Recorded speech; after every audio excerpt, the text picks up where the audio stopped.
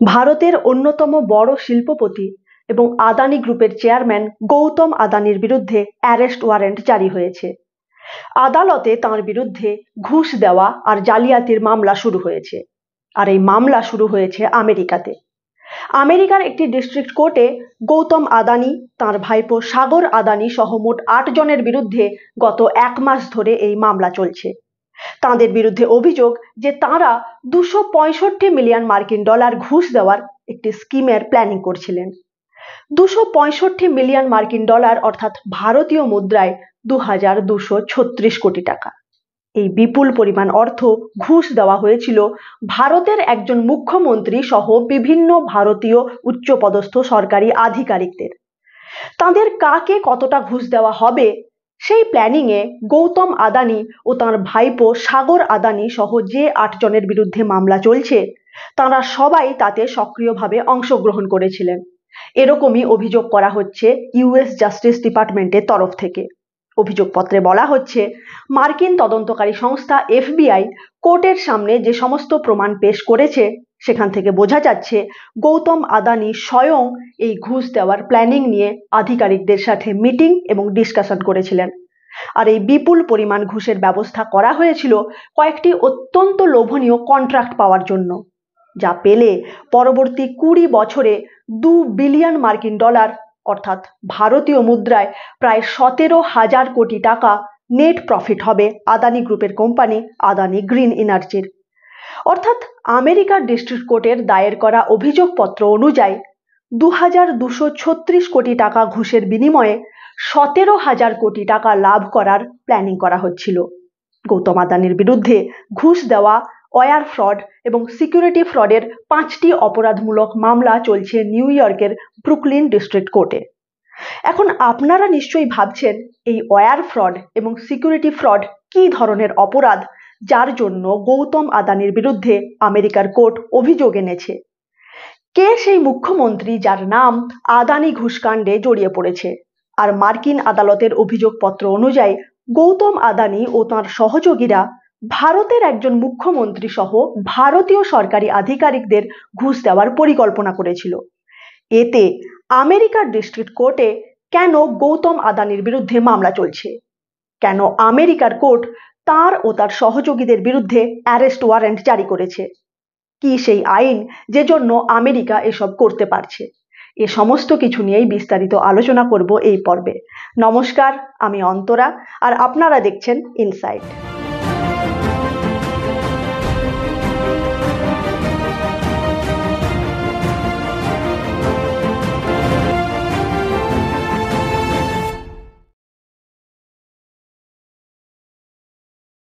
গত 21শে নভেম্বর তারিখে নিউ ইয়র্কের ব্রুকলিন ডিস্ট্রিক্ট কোর্ট আদানি গ্রুপের চেয়ারম্যান গৌতম আদানি এবং তার 7 সহযোগীর বিরুদ্ধে একটি ইনডাইটমেন্ট অর্থাৎ অভিযোগপত্র এনেছে, যেখানে বলা হচ্ছে আদানি গ্রুপের renewable energy company Adani green energy, সেই সাথে আদানি গ্রিন এনার্জির পার্টনার কোম্পানি আরেকটি Indian based global renewable energy company যার নাম অ্যাজিওর পাওয়ার, আর অ্যাজিওর পাওয়ারের লার্জেস্ট শেয়ার হোল্ডার একটি কানাডিয়ান ইনস্টিটিউশনাল ইনভেস্টর কোম্পানি নাম সিডিপিকিউ, যারা কানাডার পাবলিক রিটায়ারমেন্ট এবং ইন্স্যুরেন্স ফান্ডগুলিকে ম্যানেজমেন্ট করে।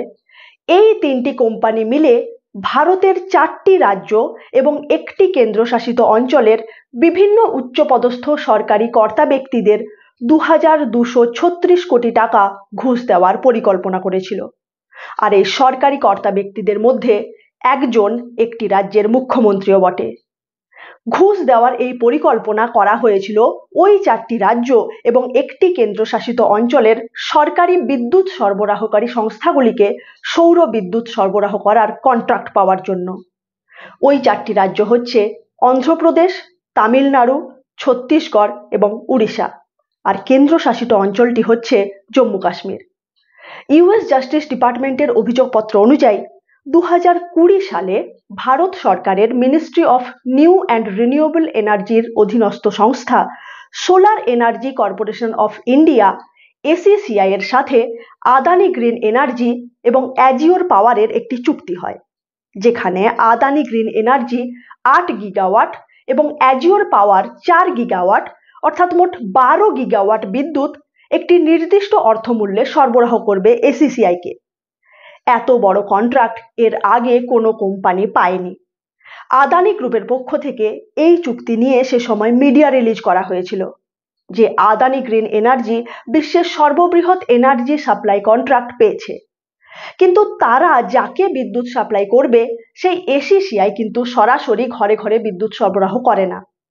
তারা একটি মিডিয়েটর কোম্পানি, যারা বিভিন্ন রাজ্য সরকারি বা অন্যান্য বিদ্যুৎ সরবরাহকারী সংস্থা আর বিদ্যুৎ উৎপাদনকারী সংস্থার মধ্যে মধ্যস্থতা করে।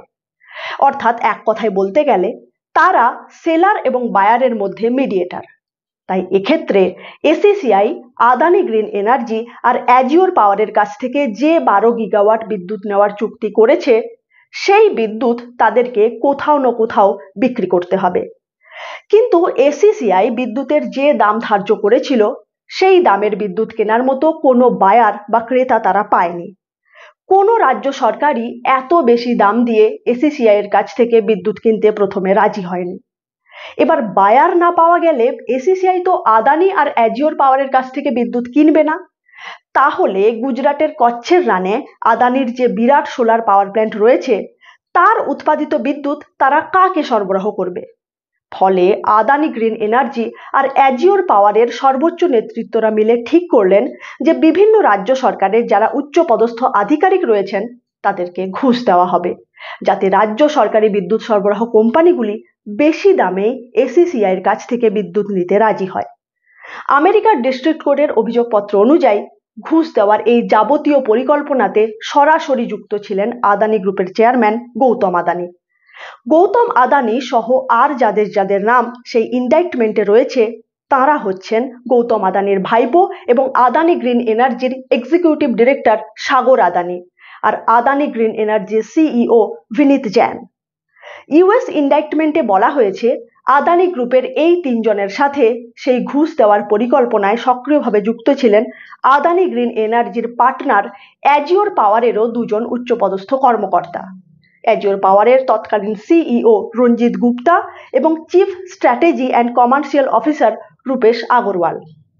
সেই সাথে এই পরিকল্পনায় যুক্ত ছিল সিডিপিকিউ নামক একটি কানাডিয়ান কোম্পানির 3 জন উচ্চপদস্থ আধিকারিক।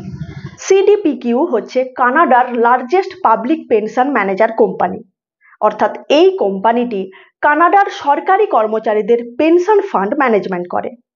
সিডিপিকিউ হচ্ছে অ্যাজিওর পাওয়ারের লার্জেস্ট শেয়ার হোল্ডার। অ্যাজিওর পাওয়ারের 50%-এরও বেশি শেয়ার তাদের কাছে রয়েছে। আমেরিকার ডিস্ট্রিক্ট কোর্টের অভিযোগপত্রে এই কোম্পানির 3 জন আধিকারিকের নাম রয়েছে। সিডিপিকিউর managing director Cyril Cabanis, Saurabh Agarwal আর দীপক মালহোত্রা। এই দুজন সিডিপিকিউর ফান্ড ম্যানেজার পদে কর্মরত ছিল। আমেরিকার শেয়ার বাজার regulatory board US securities and exchange commission SEC জানাচ্ছে যে এই সিরিল কাবানিজ এবং দীপক মালহোত্রা আবার 2023-এর অক্টোবর পর্যন্ত অ্যাজিওর পাওয়ারের বোর্ড মেম্বার ছিল। অর্থাৎ এরা দুজনে একই সাথে অ্যাজিওর পাওয়ার আর তার লার্জেস্ট শেয়ার হোল্ডার সিডিপিকিউতে একই সাথে কর্মরত ছিল। এই 8 জন অর্থাৎ গৌতম আদানি আর তার ভাইপো সাগর আদানি সহ যে 8 জনের নাম বললাম, এই 8 জন মিলে 265 মিলিয়ন মার্কিন ডলার অর্থাৎ 2236 কোটি টাকা ঘুষ দেওয়ার পরিকল্পনা করেছিল। এরকমই অভিযোগ করা হচ্ছে ইউএস ডিস্ট্রিক্ট কোর্ট ইন্ডাইটমেন্টে। তাতে আরও বলা হয়েছে ইলেকট্রিসিটি সাপ্লাই ডিল করার জন্য 2021-এর আগস্ট, সেপ্টেম্বর এবং নভেম্বরে 3 বার গৌতম আদানি নিজে অন্ধ্রপ্রদেশ সরকারের একজন অতি উচ্চপদস্থ নেতৃত্বের সাথে গোপনে সাক্ষাৎ করেছিলেন। গৌতম আদানির ভাইপো সাগর আদানিও সে বছরের সেপ্টেম্বরে ওই ব্যক্তির সাথে সাক্ষাৎ করেন। আর এই সাক্ষাতের মাত্র কিছুদিন পরে অন্ধ্রপ্রদেশ সরকার এসিসিআই এর কাছ থেকে 7 গিগাওয়াট বিদ্যুৎ নেওয়ার চুক্তি করে, যা ভারতের অন্যান্য রাজ্যের মধ্যে সর্বোচ্চ। ইউএস ইন্ডাইটমেন্টে সেই উচ্চ পদস্থ সরকারি আধিকারিকের নাম লেখা রয়েছে ফরেন অফিসিয়াল #1 বলে। তবে the Hindu, India today, Deccan হেরাল্ডের মতো সংবাদ সংস্থাগুলির প্রতিবেদন থেকে জানা যাচ্ছে ফরেন অফিসিয়াল #1 হচ্ছেন অন্ধ্রপ্রদেশের তৎকালীন মুখ্যমন্ত্রী এবং ওয়াইএসআর কংগ্রেসের প্রধান জগনমোহন রেড্ডি। সংবাদ সংস্থা দ্য হিন্দুর প্রতিবেদন অনুযায়ী জগনমোহন রেড্ডির সাথে গৌতম আদানি এবং সাগর আদানির সাক্ষাতের পর অন্ধ্রপ্রদেশের গভর্নমেন্ট অফিসিয়ালদের হাতে হয় তারা বিপুল পরিমাণ অর্থ ঘুষ হিসেবে তুলে দিয়েছে, নয়তো ঘুষ দেওয়ার প্রতিশ্রুতি দিয়েছে, যার পরিপ্রেক্ষিতে অন্ধ্রপ্রদেশের সরকারি বিদ্যুৎ বণ্টনকারী সংস্থাগুলি মিলে এসিসিআইয়ের কাছ থেকে প্রতি কিলোওয়াট 2 টাকা 49 পয়সা দরে মোট 7 গিগাওয়াট বিদ্যুৎ নেওয়ার চুক্তি করে। এই চুক্তি নিয়ে অন্ধ্রপ্রদেশের অপোজিশন পার্টিগুলি সরকারের বিরোধিতাও করেছিল। সিপিআই লিডার কে রামকৃষ্ণ এ নিয়ে অন্ধ্রপ্রদেশ হাইকোর্টে পিটিশন ফাইল করেন, এই অভিযোগ করে যে মার্কেটে যেখানে প্রতি কিলোওয়াট 2 টাকা বা তার কমেও বিদ্যুৎ পাওয়া যাচ্ছে, সেখানে সরকার এত বেশি দামে বিদ্যুৎ কিনছে কেন। ইউএস জাস্টিস ডিপার্টমেন্টের অভিযোগপত্রে বলা হচ্ছে, এই ডিলের জন্য অন্ধ্রপ্রদেশ গভর্নমেন্ট অফিসিয়ালরা আদানির কাছ থেকে 200 মিলিয়ন মার্কিন ডলার অর্থাৎ ভারতীয় মুদ্রায় 1750 কোটি টাকা ঘুষ হিসেবে পেয়েছে। সেভাবেই ছত্তিশগড়, তামিলনাড়ু, উড়িষ্যা এবং জম্মু কাশ্মীরের সরকারি আধিকারিকদেরও ঘুষ দেওয়া হয়। আর সেই সবকটি রাজ্যের সরকারি বিদ্যুৎ বণ্টনকারী সংস্থাগুলি 2021 জুলাই থেকে 2022 ফেব্রুয়ারির মধ্যে এসিসিআইয়ের কাছ থেকে বিদ্যুৎ নেওয়ার চুক্তি স্বাক্ষর করে। ইউএস জাস্টিস ডিপার্টমেন্টের তরফ থেকে অভিযোগ করা হচ্ছে যে এই যে বিপুল পরিমাণ অর্থ ঘুষ হিসেবে আদানি গ্রিন এনার্জি এবং অ্যাজিওর পাওয়ারের তরফ থেকে দেওয়া হয়েছে, সেই অর্থ তারা তুলেছে আমেরিকার বাজার থেকে। 2016 সালে অ্যাজিওর পাওয়ার প্রথম ভারতীয় কোম্পানি হিসেবে নিউ ইয়র্ক স্টক এক্সচেঞ্জে লিস্টেড হয়েছিল। কোম্পানি আমেরিকার শেয়ার মার্কেটে লিস্টেড হয় 2016 সালের অক্টোবর মাসে। সেই সাথে তারা তাদের আইপিও আমেরিকার শেয়ার মার্কেটে লঞ্চ করে। আর মাত্র 1 মাসের মধ্যেই প্রাইভেট ইনভেস্টমেন্ট এবং আইপিও বাবদ মোট 470 মিলিয়ন মার্কিন ডলারের ফান্ডিং বাজার থেকে তুলে নেয় অ্যাজিওর পাওয়ার। এরপর 2019 সেপ্টেম্বরে তারা পুনরায় 350 মিলিয়ন মার্কিন ডলার গ্রিন বন্ড ছাড়ে আমেরিকার শেয়ার বাজারে, আর শেয়ার বাজার থেকে অর্থ তুলে নেয়। অপরদিকে আদানি গ্রিন এনার্জি বন্ড এবং বিভিন্ন প্রাইভেট ও ইনস্টিটিউশনাল ইনভেস্টমেন্টের মাধ্যমে বাজার থেকে 750 মিলিয়ন মার্কিন ডলারের ফান্ডিং তোলে, যার মধ্যে 175 মিলিয়ন মার্কিন ডলার তারা তোলে সরাসরি ইউএস ইনভেস্টরদের কাছ থেকে। অভিযোগপত্রে বলা হয়েছে 2023 ডিসেম্বরে আদানি এবং অ্যাজিওর পাওয়ার এই দুটি কোম্পানি সিকিউরিটি বন্ডের মাধ্যমে বিভিন্ন গ্লোবাল ফিনান্সিয়াল ইনস্টিটিউশন এবং মার্কিন ইনভেস্টরদের কাছ থেকে 1.36 বিলিয়ন মার্কিন ডলার তুলেছিল। এরপর 2024 মার্চে আদানি জয়েন্ট ভেঞ্চার সিকিউরিটি বন্ডের বিনিময়ে আরও 409 মিলিয়ন মার্কিন ডলার আমেরিকান শেয়ার মার্কেট থেকে তুলে নেয়। ব্রুকলিন ডিস্ট্রিক্ট কোর্ট এবং আমেরিকার শেয়ার বাজার রেগুলেটরি বোর্ড এসিসি অভিযোগ করছে যে আমেরিকান ইনভেস্টর এবং যে সমস্ত ফিনান্সিয়াল ইনস্টিটিউশনের কাছ থেকে এই দুটি কোম্পানি বন্ডের বিনিময়ে অর্থ তুলেছিল, তাদেরকে এই ঘুষ দেওয়ার ব্যাপারে তারা কিছুই জানায়নি। কোম্পানিগুলির তরফ থেকে তাদের ইনভেস্টরদের আশ্বাস দেওয়া হয় যে তারা অ্যান্টি ব্রাইবেরি রুলগুলি অত্যন্ত কঠোরভাবে মেনে চলে এবং কোনো প্রকার ম্যাল প্র্যাকটিস বা ইল্লিগ্যাল অ্যাক্টিভিটিকে কোম্পানি কোনোভাবেই সমর্থন করে না। অথচ কার্যক্ষেত্রে এই দুটি কোম্পানি কন্ট্রাক্ট পাওয়ার জন্য ইনভেস্টরদের অর্থ ঘুষ দিতে ব্যয় করে এবং ইনভেস্টরদের সাথে প্রতারণা করে। এটাই হচ্ছে সিকিউরিটি ফ্রড। আমেরিকার আইনে এ ধরনের কাজ শাস্তিযোগ্য অপরাধ। আমেরিকাতে একটি আইন রয়েছে যার নাম ফরেন করাপ্ট প্র্যাকটিসেস অ্যাক্ট, এফসিপিএ। এই আইন অনুযায়ী কোনো কোম্পানি যদি আমেরিকার বাজার থেকে ফান্ডিং তোলে, অর্থাৎ আমেরিকান ইনভেস্টর বা আমেরিকান ইনস্টিটিউশনগুলি থেকে ইনভেস্টমেন্ট নেয়, তাহলে তারা আমেরিকা তো বটেই, এমনকি বিশ্বের কোনো দেশেই ঘুষ দিতে পারবে না। আর এই আইন সেই সমস্ত কোম্পানির ক্ষেত্রে প্রযোজ্য যারা আমেরিকার বাজার থেকে টাকা তুলেছে। অর্থাৎ সহজ ভাষায় বলতে গেলে কোম্পানি আমেরিকান হতে পারে বা বিশ্বের যে কোনো দেশের হতে পারে, কিন্তু আমেরিকান ইনভেস্টরদের অর্থ কোনোভাবেই ঘুষ দেওয়ার কাজে ব্যবহার করা যাবে না। আমেরিকাতে এই আইনটি যথেষ্ট কঠোর, আর আমেরিকার share market regulatory board US securities and exchange commission SEC সেই সমস্ত কোম্পানির ওপর কড়া নজর রাখে যেগুলি নিউ ইয়র্ক স্টক এক্সচেঞ্জে লিস্টেড হয়েছে বা বন্ডের মাধ্যমে আমেরিকার বাজার থেকে ফান্ডিং তুলেছে। আর এই ফরেন করাপ্ট প্র্যাকটিসেস অ্যাক্ট বা এফসিপিএ অ্যাক্টের কারণে আমেরিকার আদালত, আমেরিকার তদন্তকারী সংস্থা এফবিআই এবং আমেরিকার share market regulatory board SEC Gautam Adani আর তার ভাইপো সাগর আদানি সহ 8 জনের বিরুদ্ধে ঘুষ দেওয়া এবং প্রতারণার অভিযোগ এনেছে। সেই সাথে তাদের বিরুদ্ধে আরও অভিযোগ করা হচ্ছে যে তারা আমেরিকান এজেন্সিগুলির সাথে তদন্তে সহযোগিতা করেনি এবং প্ল্যানিং করে তথ্য প্রমাণ নষ্ট করেছে। ব্রুকলিন ডিস্ট্রিক্ট কোর্টের অভিযোগপত্রে পরিষ্কারভাবে লেখা রয়েছে 2022 সালের দিক থেকে অ্যাজিওর পাওয়ার এবং তাদের লার্জেস্ট শেয়ার হোল্ডার সিডিপিকিউর কর্তা ব্যক্তিরা, যাদের নাম অভিযোগপত্রে রয়েছে, তারা নিজেদের মধ্যে আলোচনা করে এই ঘুষ কাণ্ড এবং প্রতারণার বিষয়ে তাদের জড়িত থাকার যাবতীয় তথ্য প্রমাণ নষ্ট করতে শুরু করে এবং পরে যখন মার্কিন বিচার বিভাগ আর এফবিআই এর তদন্ত শুরু হয় তখন মিথ্যে কথা বলে তদন্ত ভুল পথে পরিচালনা করার চেষ্টা করে। গৌতম আদানি সহ অভিযুক্ত 8 জনের বিরুদ্ধে আরেকটি অভিযোগ হচ্ছে ওয়্যার ফ্রড। এর অর্থ হচ্ছে মোবাইল ফোন, ল্যাপটপ বা কম্পিউটারের মতো ইলেকট্রনিক ডিভাইসের মাধ্যমে ইন্টারনেট ব্যবহার করে যে অপরাধ সংঘটিত করা হয়।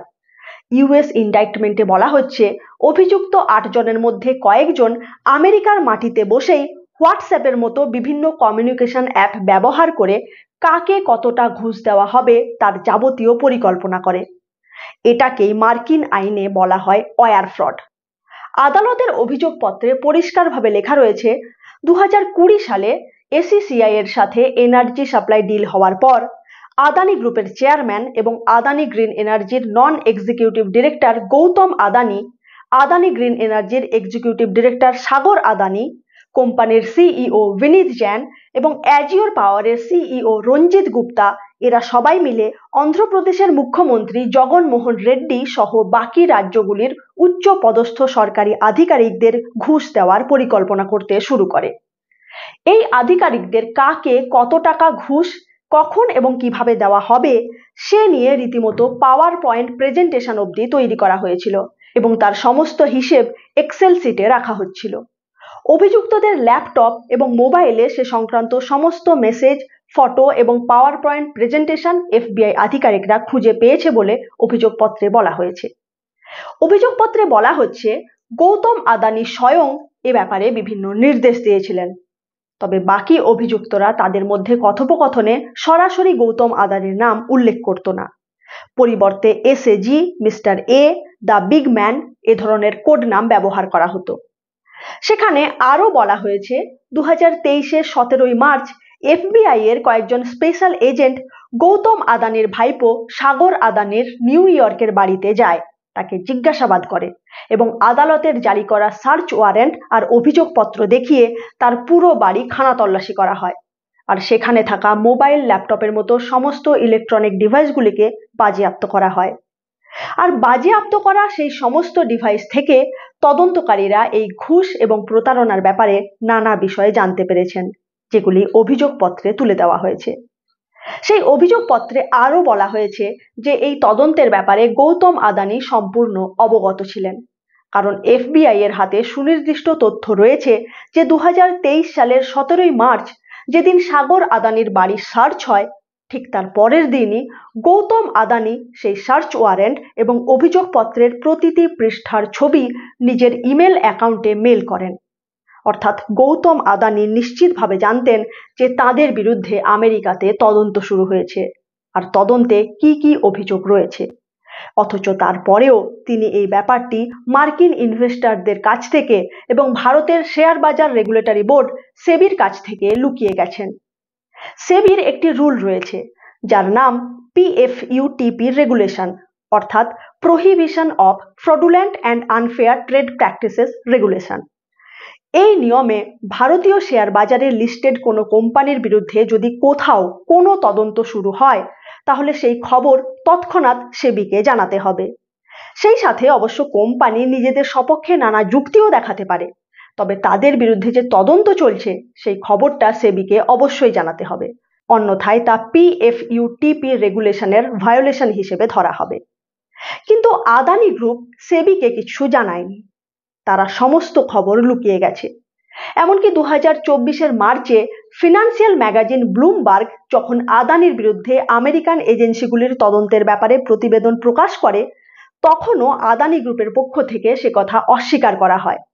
আমেরিকান ইনভেস্টররা এ নিয়ে জানতে চাইলে আদানি গ্রুপের পক্ষ থেকে বলা হয়, এই খবরটি পুরোপুরি ভিত্তিহীন, তাদের বিরুদ্ধে কোনো তদন্ত চলছে না। এমনকি জোরের সাথে বলা হয় যে তাদের কোম্পানি ঘুষ সহ সব ধরনের ম্যাল প্র্যাকটিসের ক্ষেত্রে সবসময় জিরো টলারেন্স পলিসি অনুসরণ করে। অথচ তার অন্ততপক্ষে 1 বছর আগে থেকেই তারা জানতো যে তাদের বিরুদ্ধে আমেরিকাতে তদন্ত চলছে। সবকিছু জেনেও ইচ্ছাকৃতভাবে আদানি গ্রুপ আমেরিকান ইনভেস্টর এবং ভারতীয় ইনভেস্টর ও ভারতের শেয়ার মার্কেট রেগুলেটরি বোর্ড সেবিকে প্রতারিত করেছে। এ ধরনেরই অভিযোগ আনা হয়েছে গৌতম আদানি সহ অভিযুক্ত 8 জনের বিরুদ্ধে। অবশ্য সেই অভিযোগপত্রে পরিষ্কারভাবে বলা রয়েছে যে এই সমস্ত কিছু হচ্ছে অভিযোগ এবং অভিযুক্তরা নিজেদের নির্দোষ প্রমাণের জন্য আদালতের পক্ষ থেকে সমস্ত ধরনের আইনি সহায়তাও পাবে। 8 জন অভিযুক্তের বিরুদ্ধে 5 কাউন্ট অভিযোগ আনা হয়েছে এবং নিউ ইয়র্কের ব্রুকলিন আদালত তাদের বিরুদ্ধে অ্যারেস্ট ওয়ারেন্ট জারি করেছে। আদানি গ্রুপের পক্ষ থেকে বলা হচ্ছে তারা এই অভিযোগের বিরুদ্ধে লড়ার জন্য সব ধরনের আইনি পদক্ষেপ গ্রহণ করবে। এই হচ্ছে ইউএস ইনডাইটমেন্টের পুরো বিষয়। এ নিয়ে ভারতে কি চলছে? ভারতে বিরোধী দলগুলি আদানির বিরুদ্ধে তদন্তের দাবি করছে। তাদের দাবি, আদানির বিরুদ্ধে ইনভেস্টিগেশনের জন্য শাসক ও বিরোধী মিলে জয়েন্ট পার্লামেন্টারি কমিটি গঠন করা হোক। এ নিয়ে বিরোধী দলনেতা কংগ্রেস সাংসদ রাহুল গান্ধী প্রেস কনফারেন্স করে গৌতম আদানির গ্রেফতারির দাবি করেন। Mr. Adani has broken both American law and Indian law. He's been indicted in the United States, and I'm wondering why Mr. Adani is still running around a free man in this country. Chief ministers have been arrested. Jharkhand chief minister was arrested. Many people have been arrested. And Mr. Adani has done apparently 2,000 crore scam, multiple others probably, but he's scot-free. He's running around. There's no problem. There's no investigation. গতকাল আদানি ইস্যুতে বিরোধী সাংসদদের প্রবল হইহট্টগোলের জেরে পার্লামেন্টের অধিবেশন মুলতবি হয়ে যায়। No, it's a very important, sir. The Adani bribery case is affecting the entire country. Entire country. And consistently, Modi ji is supporting him. Nothing is going on at all. Nothing is going on at all. No, sir. Modi ji is supporting him. অপরদিকে কেন্দ্রে ক্ষমতাসীন দল BJP কি বলছে? বিজেপির পক্ষ থেকে বলা হচ্ছে এই সমস্ত কিছু ভারতের বিরুদ্ধে ষড়যন্ত্র। ভারতের এই উন্নতিতে ঈর্ষান্বিত হয়েই আদানিকে কোণঠাসা করতে চাইছে আমেরিকা এবং আরো কয়েকটি শক্তি। তবে ভারতের একজন বিশিষ্ট শিল্পপতি আর ভারতের অন্যতম বড় কনগ্লোমারেটের ওপর যে ধরনের সিরিয়াস অ্যালিগেশন উঠেছে, তাতে ভারত সরকারের এ ব্যাপারে যথেষ্ট বিবেচনা করা প্রয়োজন, কারণ এর সাথে ভারতের সুনামও জড়িয়ে রয়েছে। এর আগে ভারতের কোনো কোম্পানির বিরুদ্ধে এ ধরনের কোনো অভিযোগ কোথাও ওঠেনি। ইনফোসিস বা উইপ্রোর মতো ভারতের কিছু কোম্পানি তো আমেরিকার শেয়ার বাজারে নথিভুক্ত রয়েছে, অথচ কোনোদিনও তাদের বিরুদ্ধে কোনো অ্যালিগেশন আসেনি। কিন্তু আদানির বিরুদ্ধে বারংবার বিভিন্ন দেশ থেকে নানা অভিযোগ এর আগেও উঠেছে। আদানি গ্রুপের বিরুদ্ধে কারমাইকেল কোল মাইন নিয়ে 2019 থেকে অস্ট্রেলিয়াতে প্রবল বিক্ষোভ চলছে। শ্রীলঙ্কাতে Colombo deep sea port project, যার কন্ট্রাক্ট পেয়েছিল আদানি গ্রুপ, সেই প্রজেক্ট নিয়ে নবনির্বাচিত প্রেসিডেন্ট অনুরা কুমারা দেশনায়েকের নেতৃত্বাধীন শ্রীলঙ্কা সরকার বিচার বিবেচনা আরম্ভ করেছে। এদিকে বাংলাদেশেও সেখানকার অন্তর্বর্তীকালীন সরকার আদানি গ্রুপের সাথে হওয়া পাওয়ার সাপ্লাই চুক্তি নিয়ে তদন্তের কথা বিবেচনা করছে। অপরদিকে আদানির বিরুদ্ধে আমেরিকার আদালতের অভিযোগপত্র প্রকাশের ঠিক পরের দিনই কেনিয়া সরকার আদানি গ্রুপের সাথে হওয়া $2 বিলিয়ন চুক্তি বাতিল করে দেয়। আদানি গ্রুপ কেনিয়ার রাজধানী নাইরোবির ইন্টারন্যাশনাল এয়ারপোর্টের রিকনস্ট্রাকশন এবং এয়ারপোর্ট পরিচালনার কন্ট্রাক্ট পেয়েছিল। সেই সাথে এনার্জি সাপ্লাইয়ের কন্ট্রাক্টও তারা পেয়েছিল। তবে সেই সমস্ত কন্ট্রাক্ট কেনিয়া সরকার বাতিল করে দিয়েছে। এভাবেই বিভিন্ন দেশ থেকে নানা অভিযোগ উঠেছে আদানি গ্রুপের বিরুদ্ধে। গত বছরের জানুয়ারি মাসে একটি American short selling farm Hindenburg research Adani গ্রুপের বিরুদ্ধে আর্থিক অস্বচ্ছতা, নিয়ম ভঙ্গ, কোম্পানির সক্ষমতার বাইরে গিয়েও বিরাট অঙ্কের টাকা ঋণ নেওয়া আর সেই সাথে অসাধু উপায়ে স্টক ম্যানিপুলেশনের মাধ্যমে শেয়ার বাজারে নথিভুক্ত নিজস্ব কোম্পানিগুলির শেয়ারের দাম অস্বাভাবিক হারে বাড়িয়ে দেওয়া, এই সমস্ত অভিযোগ তুলেছিল। আর এই রিপোর্ট প্রকাশ্যে আসার পর ভারতীয় শেয়ার বাজারে ধস নেমেছিল। ইনভেস্টরদের 60 লক্ষ কোটি টাকা উবে গিয়েছিল। হিন্ডেনবার্গের তরফ থেকে আদানি গ্রুপের প্রতি যে 88টি প্রশ্ন করা হয়েছিল তাতে কি ছিল, আর আদানি গ্রুপের তরফ থেকে তার উত্তরই বা কি দেওয়া হয়েছিল, সেই পুরো বিষয় নিয়ে বিস্তারিত আলোচনা আমরা এই পর্বে করেছি। চাইলে পর্বটি দেখে নিতে পারেন, লিংক ডেসক্রিপশন বক্সে দেওয়া রইল। সে সময়ও সেবি বা ভারতের অন্যান্য এজেন্সিগুলি কার্যত হাত গুটিয়ে বসেছিল। এ নিয়ে সুপ্রিম কোর্টে আদানির বিরুদ্ধে একাধিক পিটিশন ফাইল হয়, যেখানে এর তদন্তভার সেবির হাত থেকে নিয়ে কোর্ট মনিটর ইনভেস্টিগেশন করার দাবি ওঠে। তবে সুপ্রিম কোর্ট তার রায়ে এই কেসের তদন্তভার সেবির হাতেই রাখে, আর সেবি হিন্ডেনবার্গ রিসার্চের বিরুদ্ধেই শোকজ নোটিশ ইস্যু করে। আর সুপ্রিম কোর্টের সামনে 6 সদস্যের তদন্তকারী কমিটির রিপোর্ট পেশ করে বলে যে আদানির বিরুদ্ধে স্টক ম্যানিপুলেশন আর আর্থিক অস্বচ্ছতার কোনো প্রমাণ পাওয়া যায়নি। সেই দিন থেকে এখনো পর্যন্ত সেবি তার তদন্ত শেষ করতে পারেনি। অপরদিকে এবছরেরই আগস্টে হিন্ডেনবার্গ রিসার্চ পুনরায় তাদের আরেকটি রিপোর্ট প্রকাশ করে, যেখানে বলা হয় আদানি গ্রুপের বিরুদ্ধে এত তথ্য প্রমাণ তুলে ধরার পরেও সেবি গৌতম আদানি এবং আদানি গ্রুপের বিরুদ্ধে কোনো ব্যবস্থা গ্রহণ করতে পারেনি। কারণ সেবির চেয়ারপারসন মাধবী পুরী বুচ এবং তার হাজব্যান্ড ধাবল বুচের মরিশাস আর অন্যান্য জায়গায় সেই সমস্ত অফশোর কোম্পানিতে অংশীদারিত্ব রয়েছে, যে কোম্পানিগুলির মাধ্যমে আদানি গ্রুপের টাকা সাইফন হতো। আর এই কনফ্লিক্ট অফ ইন্টারেস্টের কারণে আদানি গ্রুপের বিরুদ্ধে বিভিন্ন আর্থিক কেলেঙ্কারিতে যুক্ত থাকার অভিযোগ থাকা সত্ত্বেও এবং এতে ইন্ডিয়ান ট্রেডারদের বিপুল ক্ষতি হবে তা জেনেও সেবি চেয়ারপারসন মাধবী পুরী বুচ আদানি গ্রুপের বিরুদ্ধে কোনো ব্যবস্থা গ্রহণ করেননি। এরকমই অভিযোগ করে হিন্ডেনবার্গ রিসার্চ তাদের রিপোর্ট প্রকাশ করে। যদিও মাধবী পুরী বুচ তার বিরুদ্ধে সমস্ত অভিযোগ অস্বীকার করেন, তাও হিন্ডেনবার্গ রিসার্চের রিপোর্টে উল্লেখিত অফশোর কোম্পানিতে তাদের অংশীদারিত্ব যে রয়েছে তা অস্বীকার করেননি। আর এখন আমেরিকার ডিস্ট্রিক্ট কোর্টের এরূপ অভিযোগের পর সংবাদ মাধ্যম সূত্রে জানা যাচ্ছে যে সেবির তরফ থেকে এ ব্যাপারে এনকোয়ারি শুরু হয়েছে। তবে খোদ সেবি চেয়ারপারসনের বিরুদ্ধে যে ধরনের অ্যালিগেশন উঠেছে এবং গৌতম আদানির সাথে প্রধানমন্ত্রী নরেন্দ্র মোদীর যে ধরনের নিকট সম্পর্ক রয়েছে বলে বিরোধীরা হামেশাই অভিযোগ করে, তারপর সেবি কতটা নিরপেক্ষভাবে এ নিয়ে তদন্ত করতে পারবে তা নিয়ে সন্দেহ থেকেই যায়।